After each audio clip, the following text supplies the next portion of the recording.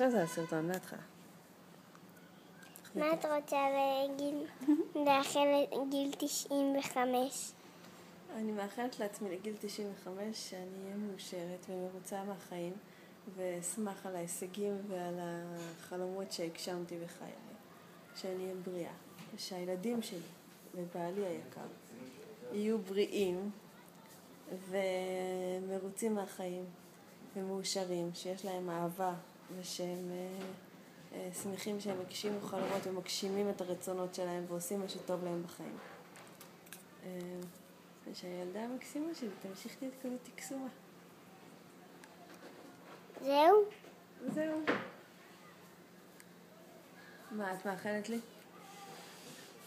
אני מאחלת לך בינתיים כלום, אין לך מה לאחל? ועכשיו זה יקלקל את הסרטון, אז אמא, מהר תחבאי.